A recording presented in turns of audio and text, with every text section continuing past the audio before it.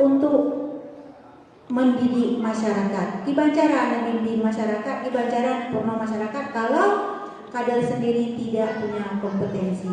Ya betul Ibu? Betul. Baik. Jadi ini yang upaya-upaya gizi spesifik tadi ya yang dilakukan melalui dinas kesehatan, pihak kesehatan terkait, dan ini yang di luar kesehatan ya. Ini 1000 HPK tadi ya. Artinya 1000 HPK ini 270 hari di dalam perut dan 730 hari setelah anak dilahirkan. Ya, lanjut. Ini kegiatan stunting ini ya, untuk pencegahan stunting itu dilakukan secara konvergensi, yang artinya secara bersama-sama, keroyokan, semua level, semua tingkatan, semua lintas kementerian ya. Kenapa di sini ada saya, ada Bu Nora, ada dari BKB, ada dari Pak Besi menyediakan dana desa. Artinya ini semua kita pihak-pihak terkait ini bergotong royong, berkeroyokan untuk menyasar pada sasaran 1000 HPK ini untuk mencegah angka stunting ya. Sedangkan layanan-layanan yang diperhatikan yaitu yang pertama sekali ini Bu, 5 layanan yang dipastikan harus ada di desa dan dipastikan dimanfaatkan oleh masyarakat, terutama sasaran 1000 HPK. Jadi kena mentang Bu, tapi dipastikan harus dimanfaatkan.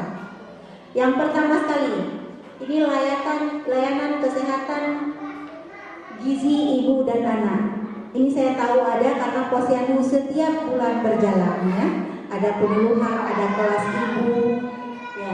Yang kedua juga layanan konseling kesehatan dan gizi atau layanan kesehatan konseling gizi terpadu. Artinya anak bukan sekedar kasih PMT penyuluhan di Posyandu, tetapi juga diberikan bimbingan pola asuh bila perlu yang memang bermasalah dengan berat badannya selama 2 bulan berturut-turut, lakukan kunjungan rumah.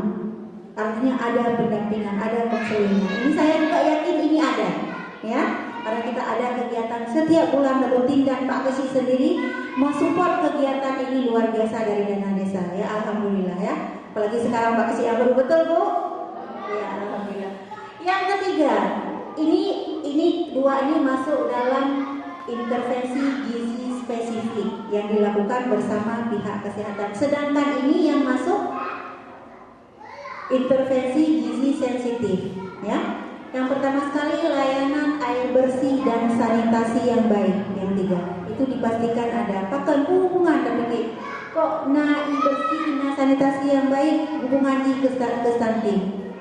Memang efeknya tidak langsung, tetapi yang hanagat, lingkungan yang hanagat, WC hana, anak tanya suruh support gaduh, kali cirit, kali infeksi, kali gatai-gatai, jadi gaduh sakit berulang, bukan kena infeksi berulang atau sakit sebentar-bentar sakit.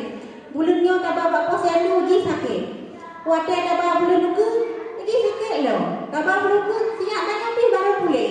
Gaduh urung tak, tapi makanya anak kau karaya aja, anak bertanya.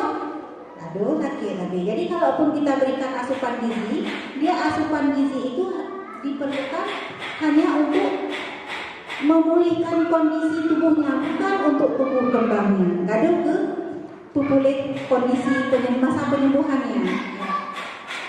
Selanjutnya juga layanan jaminan sosial kesehatan. Kenapa juga ini sangat penting? Pastikan harus ada dan dimanfaatkan, ya.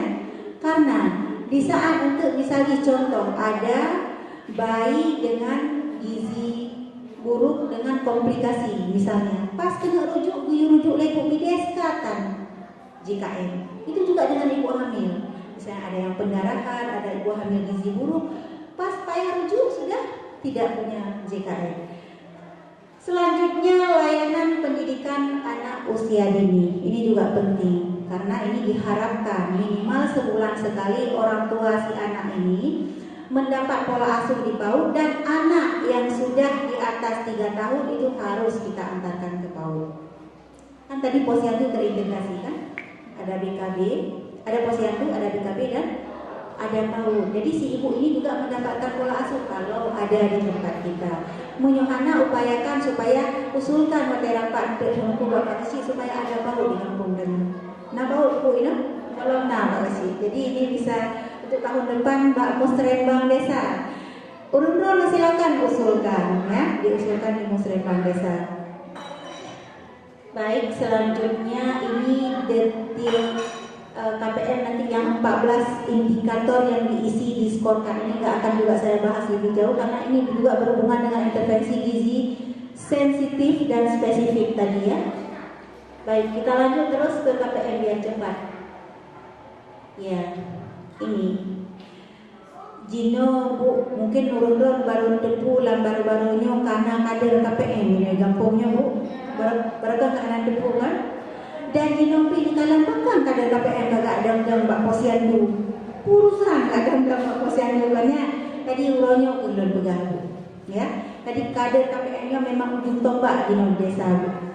Jadi kader KPM-nya adalah masyarakat terpilih yang mempunyai kepedulian ya dan bersedia mendedikasikan diri untuk ikut berperan dalam pembangunan manusia di desa. Nyegoknya kan kader urusan pegak jalan, bukan urusan pegak saluran jembatan enggak, tapi dia yang berurusan dengan investasi untuk generasi ke depan. Diharapkan 15-20 penukunya beknale anak-anak menjadi anak generasi sehat, cerdas, berkualitas. Hanale anak panyu hanale anak yang diusahakan, bercerdas madu. Yang kedua perle kader pembangunan manusia. Jadi si kader ini terutama kegiatannya dalam memonitoring dan memfasilitasi kegiatan konvergensi penanganan stunting, ya. Dia ini yang memastikan bahwa di desa itu ada 5 layanan yang saya sebutkan tadi. Dipastikan ada di desa dan juga dimanfaatkan oleh sasaran 1000 HPK. Nah, 5 layanannya. Jadi kan hanya jejak Pak Posyandu, kan hanya diikuti mesena kunjungan rumah oleh Bu Bides dan kader, tapi juga dipastikan bahwa setiap sasaran 1000 HPK di rumah na WC, di rumah pakai ikat, oleh saluran limbah jina ilmu, olehnya kan hanya na WC kabebas di ade Semarangan itu belum tentu juga bebas. Kadang WC na tapi pampers anak juga masih habis buka bang mulikuk mau. Ya no, di ade Semarangan sih Bu. Ya, itu juga harus menjadi perhatian. Yang kalian bandar KPM nyokut kader ujung tombak di desa sekarang tentang di KPM. Yang dah KPM Bu. Negara Kamri itu juga buat dengan KPM. Ya, inilah KPM ya. Ini dia kader pembangunan manusia. Tujuannya apa? Inilah semua tujuan adanya kader KPM di desa. Yang pertama sekali supaya bisa meningkatkan kapasitas dan kualitas sumber daya manusia di desa. Ya, olehnya meningkatkan kepedulian serta pemahaman masyarakat dan pemerintah desa dalam penanganan dan pencegahan masalah stunting di tingkat desa. Yang kedua, dipromosi pengukuran panjang, ya, panjang atau tinggi badan balita sebagai deteksi dini stunting. Itu alat kerjanya, ya, tikar pertumbuhannya. Ini bukan untuk menentukan, tapi sebagai alat screening, ya, untuk penyaringan. Oleh yang keempat, meningkatkan konvergensi dan koordinasi lintas sektor.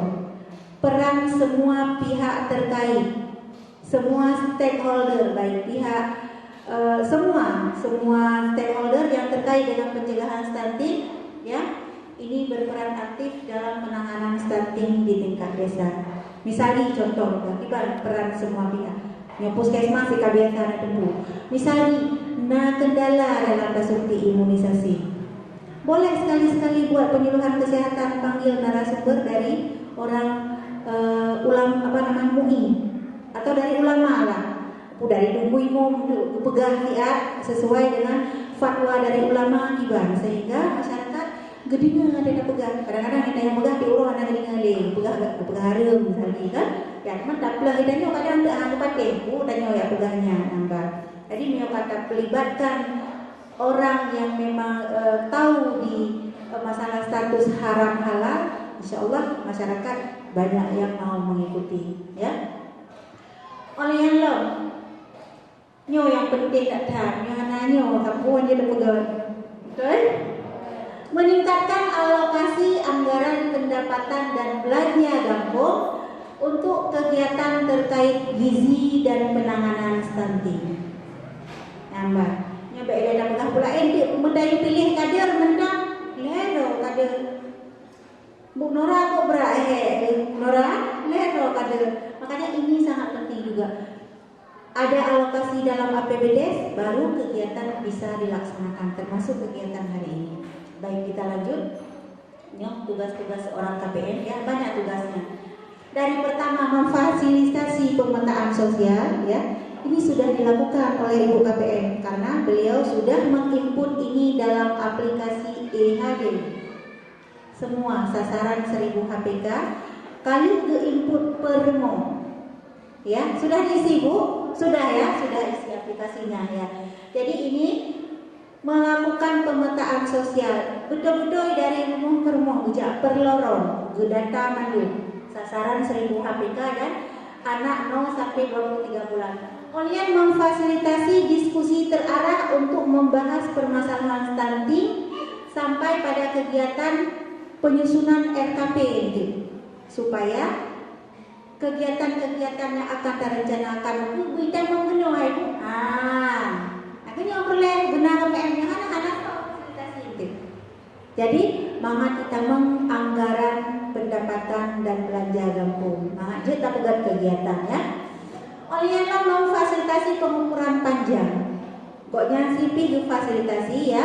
Bak kader posyandu dan BKB kenapa tugas untuk yang dan bak timbangan juga nanti dilakukan pengukuran dengan tikar pertumbuhan. Ini diharuskan oleh Kementerian Desa, Bu. Diharuskan menjadi prioritas pada penggunaan dana desa tahun 2020. Ya. Olehnya memonitor dan memastikan bahwa rumah tangga yang memiliki ibu hamil, ibu menyusui mendapatkan 5 layanan tadi. Masih ingat kan 5 layanan tadi? Layanan kesehatan ibu dan anak, layanan konseling gizi, ya, layanan sanitasi air bersih yang baik, layanan jaminan kesehatan, sosial kesehatan, dan layanan PAUD. Ya, itu dipastikan oleh KPM. Ya. Baik, kita lanjut. Ini prinsip kerjanya ya. Prinsip kerjanya mengajak peran serta masyarakat dalam proses perencanaan, pelaksanaan kegiatan, dan pemantauan. Jadi kedua kerja KPM kan, jadi menggerakkan semua. Beliau sebagai kader ujung tombak di desa. Dan alhamdulillah untuk ke depan ini sudah ada perbuk tentang KPM untuk penurunan stunting dan juga perbuk peran desa dalam penurunan stunting. Nah, perbuk yang mengatur khusus terkait KPM. Oleh kader juga berkoordinasi dan mengajak pelaku program ya, seperti Ibu Bides, petugas puskesmas, ahli gizi ya, sanitarian, guru PAUD dan aparat atau lembaga desa berkoordinasi terkait apa? Terkait semua kegiatan pencegahan stunting. Ya. Baik, kita lanjut. Cara kerja KPM dalam melaksanakan tugas. Ini Bu yang pertama tadi pemetaan sosial ya yang saya sampaikan. Ini pemetaan sosial. Yang kedua, ini tahap ini dilakukan di awal tahun dan akan diperbaharui pada saat akan menyusun RKP desa tahun berikutnya. Jadi pemetaan juga akan dilakukan untuk tahun ke waktu kena susun RKP lo, waktu kena pegang Musrembang, yang diperbaharui pendataan yang kita lakukan pula karena sesuai deh.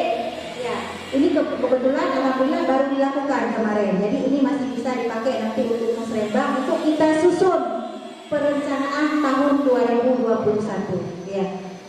Olehnya KPM memfasilitasi proses ini melalui pertemuan musyawarah. Dari musyawarah dusun dengan mengajak peserta musyawarah dusun tersebut untuk menggambarkan masalah dan kondisi layanan. Tak ajak dari dusun, yang nanti habis musyawarah di dusun dengan si sasaran 1000 HPK ini akan dibawa ke, ini tadi berkoordinasi musyawarah ya, akan dibawa ke Rembu Stunting. Ini masih tahap fasilitasi diskusi kelompok dulu. Nanti dibahas ya. Setelah dibuat analisis permasalahan sederhana ya, kamu kelompok kendala berarti naruh Bak Dusun A dengan jumlah sasaran 1000 HPK yang nali mendro, misalnya dengan kondisi permasalahan pasti beda-beda. Yang Ibu Aminah lain masalah, Ibu Rabumah lain masalah, itu pasti ya. Itu dianalisis, nanti baru dibawa yang namanya ke tahap Rembu Stunting ya. Rembu Stunting itu sama si lagi pramusrembang Bu. Tak bahas nilai, ingat cuma Ibu KPM khusus dojen fasilitasi terkait dengan kegiatan yang tak bahas permasalahan terjadi di bidang kesehatan gunung yang 1000 HPK. Persis hampir sama seperti MMD, Rembu Stunting. Jadi di situ mencari solusi atas permasalahan yang terjadi di desa, khususnya bidang kesehatan yang terkait dengan pencegahan stunting ya. Jadi itu dibahas dalam Rembu Stunting ya. Ini ya, Rembu Stunting. Yang pertama terkait dengan penanganan konvergensi yang tahun berjalan, yang ini sudah 2020 ya, dan ke tahun depan. Ini yang tahun ini kita sudah berjalan, kita nanti akan membahas tahun 2021. Siapa peserta yang terlibat dalam Rembu Stunting? Ini Ibu KPM akan kita buat dalam waktu dekat, karena ini kita sudah masa perencanaan 2021. Yang terlibat dalam Rembu Stunting ini ada perangkat gabung, aparat dan kepala desa, tuhaput, tim perencana kegiatan di desa, unsur-unsur lembaga di desa seperti PKK contohnya ya, PKK, tenaga pendidik PAUD, bidan desa, kader posyandu. Ini KPM ini ada D-nya gitu. Sebenarnya ini memang kader-kader yang lain juga boleh. Dan pelaku program terkait pencegahan stunting, baik itu UPTD Puskesmas atau dari sanitasi atau dari ahli gizi, dari Pansimas, dari program-program yang lain. Semua itu supaya kita berkoordinasi, supaya sebisa mungkin kalau bisa hadir pada acara itu, supaya bisa memberikan kontribusi dan bisa supaya ada program-program dari mereka nanti bisa dipaparkan dan tidak tumpang tindih dengan program yang Pak Desa. Jadi memang alokasi dari BKH atau dari Pansimas atau dari Puskesmas. Jadi kami sampaikan. Jadi dengan kita alokasikan dari dana desa, nanti dari dana desa dialokasikan lain lagi yang tidak tumpang tindih dengan yang dari program dari pihak-pihak lain. Ya. Soalnya libatkan juga ini ada sampai KWT ya, kelompok wanita tani, kelompok keagamaan, lembaga-lembaga yang ada di Lampung, Karang Taruna dan sebagainya, itu dilibatkan semua dalam Rembu Stunting. Nanti dibuat sekalian dengan pramusrembang desa ada Pak. Baik aduh leuleut urusan ya. Baik, kita lanjut. Ini tahap pelaksanaan kegiatan nanti konvergensi penanganan stunting ya. Ini tahap ini merupakan pelaksanaan atas kegiatan konvergensi stunting yang telah dianggarkan dana desa dan ditetapkan akan dilakukan oleh sektor atau dinas atau puskesmas atau UPTD pendidikan tadi saya bilang. Berarti awaknya pina apa? Pak tadi mau pina jadi kan tumpang tindih. Jadi kalau memang pihak itu kita libatkan, ada di sana kita bisa mengalokasikan untuk kegiatan tersebut, tetapi ada bentuk kegiatan yang lain. Baik. Ini tahap monitoring paket layanan stunting dan promosi pengukuran panjang ya. Ini bisa dilakukan KPM nanti memonitoring bulanan atas pelaksanaan. Setiap bulan memonitoring atas pelaksanaan konvergensi 5 paket layanan tadi. Setiap bulan, setiap kegiatan posyandu, setiap ada kunjungan ke rumah sasaran, ya. Habis itu juga melakukan monitoring dalam mengikuti pelaksanaan kegiatan posyandu, kegiatan PAUD dan berkunjung ke rumah sasaran, ya. Baik, ini tahapan monitoringnya. Nanti bahannya bisa saya kirim ya biar Bu KPM bisa baca-baca ya. Ini langkah-langkahnya ya. Apa yang dilakukan? Monitoring itu dimulai dari mana? Dari memantau pelaksanaan posyandu, terutama memastikan layanan kesehatan ibu dan anak serta konseling gizi itu berjalan sebagaimana mestinya. Ya. B. Kegiatan posyandu ini atau BKB hanya sekedar kegiatan rutinitas yang monoton, yang lagi-lagi tadi. Baik, yang penting itu bolehnya posyandu dulu wajib dulu ke lagi salam, tambah dulu ke lagi salam, jangan seperti itu. Ini bukan hanya kegiatan, bukan rutinitas yang monoton, tapi ada upaya-upaya kita untuk meningkatkan pelayanan, memaksimalkan pelayanan dan memberikan pendampingan yang lebih kepada masyarakat untuk mencegah angka stunting, mencegah karena nyata pubat hanjir lejit dan pubat bonora stunting hanjir tak cegahnya ke golong umur anak mingguan tahun ya. Baik, ini kita lanjut terus ya, jangan lama kali, nanti ini juga nanti akan ada rapat koordinasi ya di Ibu KPM nanti 3 bulan sekali ya. Dan nanti juga akan dilakukan rapat ini juga ukuran tikar pertumbuhan juga akan disampaikan di rapat 3 bulanan itu. Ya.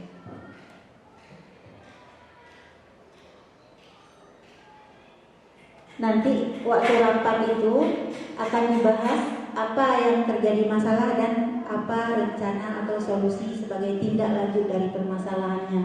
Ya, berdasarkan akar penyebab masalah, diskusi untuk menyusun rencana kegiatan dan tindak lanjut apa yang akan kita lakukan. Nanti ada laporannya. Dah habis. Terima kasih ya. Baik Ibu sekalian, jadi segolong lanjut untuk tikar pertumbuhan ya.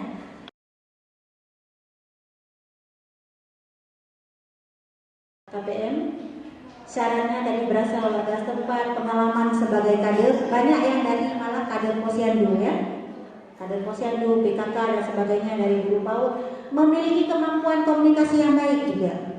Jadi hanjir memang hana bisa berkomunikasi ya, hana jut coba ucok arti masyarakatnya kayak ini susah jut kader.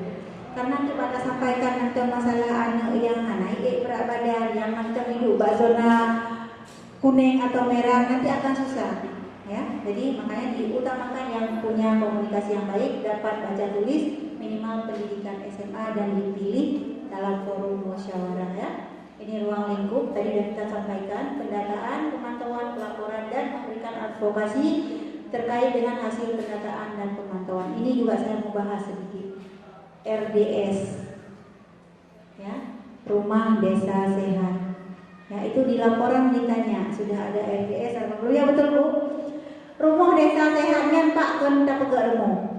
Ya kan dapat pegang rumah lainnya bahasa Aceh itu rumah gizi kampung. Bahasa Indonesia Rumah Desa Sehat. Dan di kita Kecamatan Pesangan ini malah udah naik ke nasional. Jadi best practice kita Kecamatan Pesangan inovasi Me Bugate. Nyan Me Bugate merupakan salah satu inovasi di rumah gizi kampung. Kegiatan kita begitu Pak Sekdes. Tapi sekretariatnya ini belum ada. Sekretariatnya tinggal ngeprint macam BO nanti Pak Tahu sebagai sekretariat Rumah Desa Sehat garis miring rumah gizi kampung. Gambar. Jadi karena umumnya kita yang laporan stunting ada enggak? RDS itu sebagai sekretariat bersama kader-kader kesehatannya, tempat belajar, tempat tanya jawab, tempat komunikasi, tempat diskusi dan sebagainya. Pokoknya inang mesapat, Mbak sekretariat. Tuh pegang Mbak teras melasa yang penting lagi sekretariat label di Pak, label bahwa sekretariat Rumah Desa Sehat atau Rumah Gizi Kampung ya Bu. Enggak mahal, print itu 25 lebih kan Pak. Karena kegiatannya udah ada orang. Kegiatannya itu Me Bugate merupakan inovasi di Rumah Gizi Kampung. Walaupun dilaksanakan pada setiap kegiatan posyandu. Betul ada kan? Ada. Dan kita menjadi best practice kita untuk Kecamatan Pesangan dan naik nasional melalui Bapeda. Iya. Selanjutnya indikator ini kita juga nggak perlu, ini urusan pemerintah ya. Pemetaan sosial tadi, ini makanya saya bilang pemetaan sosial semua dipetakan dalam aplikasi EHDW nanti. Memang per dusun, per lorong, kalian Pak Kanti peta, memang betul-betul ajak dari rumah ke rumah. Tak petakan terkait dengan jumlah sasaran ibu hamil, padik nado, balita, bayi 0 sampai 23 bulan, padik dro anak tahun, padik dro anak kepemilikan jamban, padik dro yang JKN, itu semua dipetakan ya. Oleh kondisi layanan, musuh memang posyandu tiba kondisi posyandu ini. Maka bekas posyandu ini kader lero sebenarnya karena Mbak disampaikan di laporan ya kan misalnya, tapi sekarang alhamdulillah kita sudah bagus semua ya. Habis di kondisi tahu seperti apa, kondisi poskesnya seperti apa, air bersihnya seperti apa ya, lahannya seperti apa, lahan-lahan masyarakat sumber daya alam dan lain-lain, termasuk nanti kebiasaan perilaku sehat masyarakat ini, pola asuh dan pola makan. Kadang-kadang ada juga hendak Mbak posyandu wadah di kelas ibu ya. Tetapi wadah rumah wadah lagi biasa dunia akan melakukan kunjungan rumah anu imaen geroi tino mana itu wadah olah makanan kadang seperti apa, sayur tidak pernah ditutup ya kan, adanya model pampers sembarangan ya, itu masuk ke sini dia.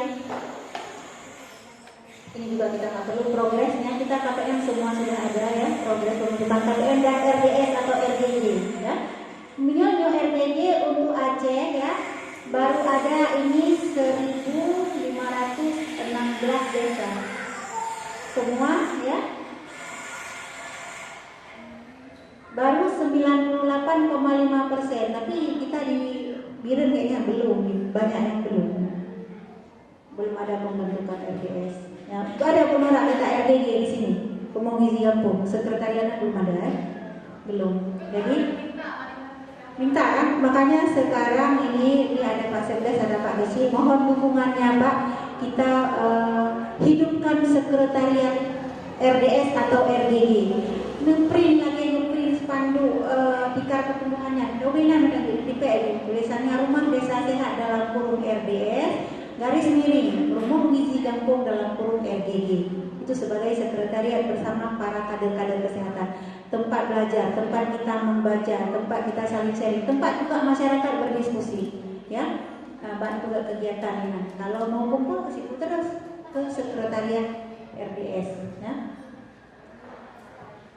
Ya, ini perannya dalam mensosialisasikan terkait dengan COVID-19 ya, dan menjadi bagian dari tim relawan. Nan relawan desa, relawan desa lawan COVID-19 ada masuk KPM? Sebenarnya masuk, beliau salah satu ya. Baik, ini tugasnya ya. Yang pertama sekali tentu harus menjaga diri dan keluarga. Ini tugas pada masa pandemi.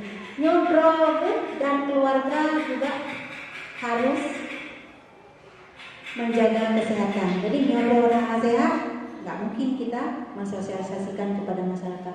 Baru selanjutnya mensosialisasikan informasi yang ada ini melalui media yang ada di aplikasi EHDW. Tahu bukan?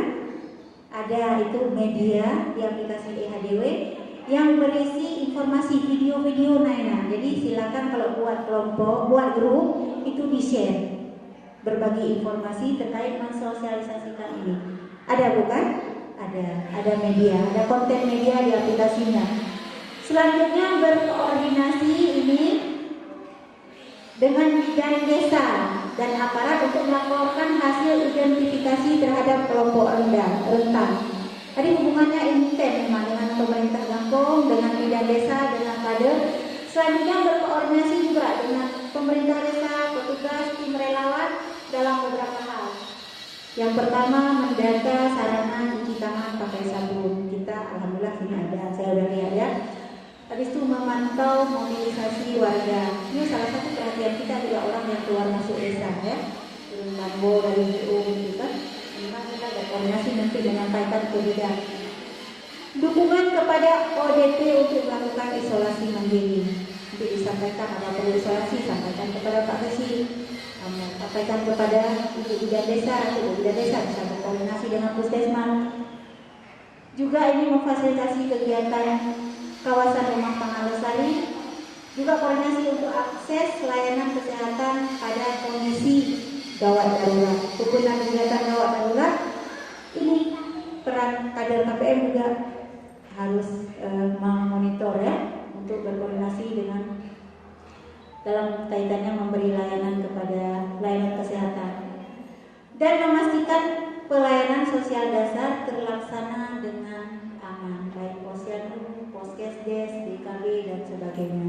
Juga berkoordinasi dengan PAUD untuk materi PHBS ya, dan stimulasi dini pada balita. Ini kaitannya dengan kebersihan lingkungan dan pola asuh.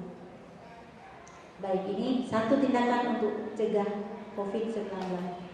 Ini dilaksanakan berarti perilaku hidup bersih dan sehat ya, mencegah COVID-19. Ini juga dilaksanakan dapat gizi seimbang untuk daya tahan tubuh anak kita tidak stunting ya. Baik, kita lanjut. Ini yang penggunaan aplikasi EHDW untuk mensosialisasikan ya, seperti saya sampaikan tadi, gunakan menu media, buka informasi video ya, dibagikan kepada warga atau grup yang ada di desa ya. Ini pendataan sasaran, pemantauan tanyakan juga pada saat mendata sasaran ya, pada saat ke rumah ini mendata sasaran, ini bukan bisa menanyakan pertanyaan 3 ini. Apakah dalam berapa hari ini ada melakukan perjalanan? Yung Pak Kesi, Banbo di Banda Aceh nanti yang yung Banbo orang yang bukan Banbo orang, ya. Nanti Pak Kesi katanya kan tidak tahu, KPM juga tidak tahu, oh mana depul. Ya. Jadi tanyakan juga, adakah saudara yang baru datang dari zona merah? Punya kadang-kadang keluarga Banbo. Itu ada Pak baru di kampung saya di Buga Permati. Bapak itu pulang dari Langsa. Habis itu telepon sama anaknya baru dari Jakarta. Itu kan ayah prelung di bandar. Gak prelung di bandar. Geprek dua hari kemudian tiba-tiba si bapak ini demam. Ada nggak Pak? Ini Pak Batiar namanya. Demam ke bawah sakit rumahnya. Ada bunuh orang ya? Udah meninggal. Ke anaknya udah disuap ya, anak yang pulang dari Jakarta itu. Makanya perle katanya Miona, Ibu KPM sampaikan sama Bu Bides. Nanti Bu Bides yang akan berkoordinasi dengan pihak puskesmas. Yang ketiga, adakah saat ini yang mengalami demam? Mereka aja umum. Nah yang sakit ilmunya kadang-kadang yang demam di anak bega-bega. Karena kita ada bega-bega deh, BBO demam kayak ibu tak corona. Ya, baik. Jika ada pada langkah 3 ditemukan jawabannya, jadi segera laporkan kepada tim relawan desa lawan COVID-19 ya Bu KPM ya. Baik, selanjutnya ini peran kami pendamping, yang kami pendamping akan selalu ya memfasilitasi terkait dengan pelatihan juga penggunaan KPM dan akan mengadvokasi terkait dengan penganggaran untuk operasional lockdown. Ya makanya saya tanya tadi, jangan nggak berani tanya, saya ditanya ada saya, nanti akan saya sampaikan sama Pak Kesi. Ya. Baik. Terima kasih, habis.